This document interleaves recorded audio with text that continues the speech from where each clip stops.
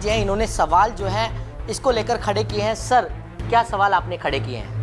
देखिए, ऐसा है कि पंजाब का जब चुनाव था तो राम रहीम को पैरोल से छोड़ा गया और राम रहीम पंजाब में गए, प्रचार किए और बातें तो क्या क्या नहीं कहते हैं कि विधानसभा स्तर पर गए। ये भी बात सुनने में आई कि नोटों की गड्डियाँ बांटी और जूम के माध्यम से, अन्य माध्यम से पंजाब में चुनाव कराया। तो बार बार इन्हीं को पैरोल क्यों दिया जाता है? जवाब में बीजेपी ये कह सकती है कि तो कानूनी प्रक्रिया। बीजेपी यही कह रही है कि कानूनी प्रक्रिया है। तो कानूनी प्रक्रिया तो रामपाल भी कर सकते हैं और आसाराम बापू भी कर सकते हैं और तमाम लोग।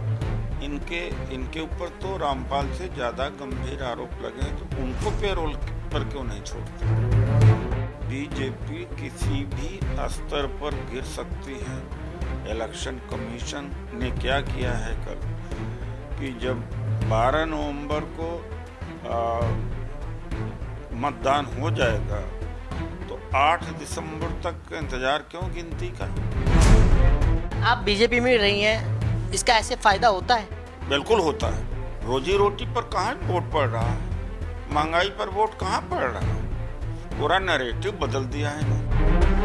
कुछ भी करते हैं, मैं तो उस पार्टी में रहा हूँ, देखा हूँ, चुनाव जीतने के लिए कुछ भी कर सकते हैं। आप देख रहे हैं नवोदय टाइम्स पंजाब केसरी टीवी। राम रहीम को आज 40 दिन की पैरोल मिल गई है और वो अपने यूपी स्थित आश्रम में पहुंच गए हैं। हमारे साथ कांग्रेस के नेता उदित राज जी हैं। इन्होंने सवाल जो है इसको लेकर खड़े किए हैं। सर, क्या सवाल आपने खड़े किए हैं?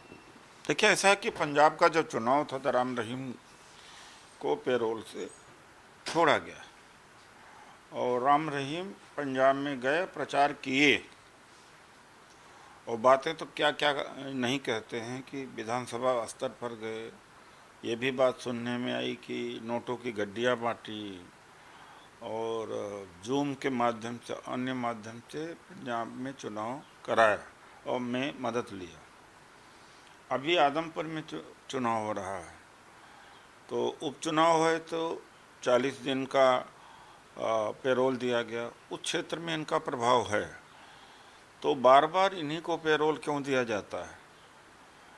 अब जवाब में बीजेपी ये कह सकती है कि तो कानूनी प्रक्रिया। बीजेपी यही कह रही है कि कानूनी प्रक्रिया है। तो कानूनी प्रक्रिया तो रामपाल भी कर सकते हैं और आसाराम बापू भी कर सकते हैं और तमाम लोग। इनके ऊपर तो रामपाल से ज़्यादा गंभीर आरोप लगे हैं, तो उनको पैरोल पर क्यों नहीं छोड़ते? तो ये तो सब कहने की बात है। बीजेपी किसी भी स्तर पर गिर सकती है।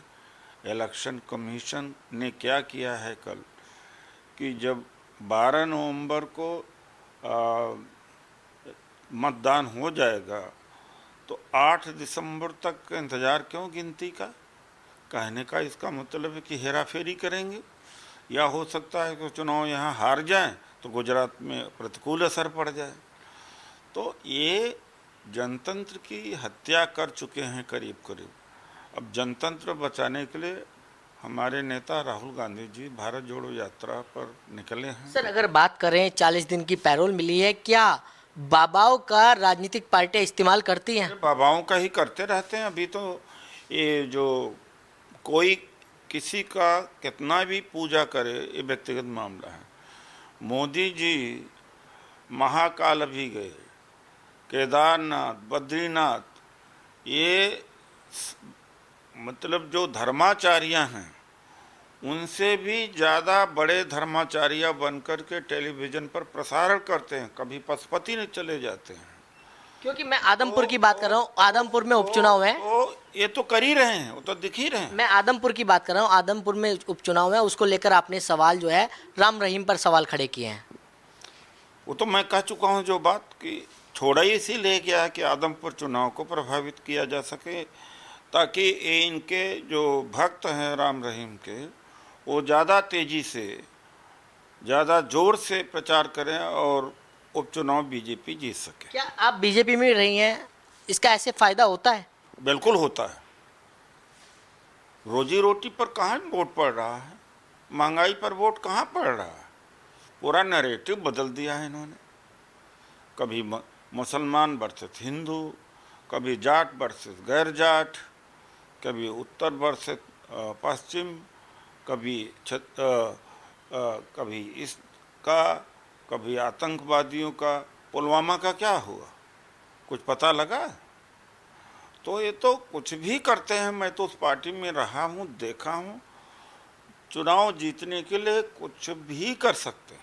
तो बिल्कुल राम रहीम को पैरोल मिलने पर कहीं ना कहीं सवाल जो है कांग्रेस के जो नेता हैं उदित राज वो लगा रहे हैं कि इसका चुनावी लाभ लेने के लिए उनको पैरोल मिली है। दिल्ली से कमल कुमार कंसल, नवोदय टाइम्स, पंजाब केसरी टीवी।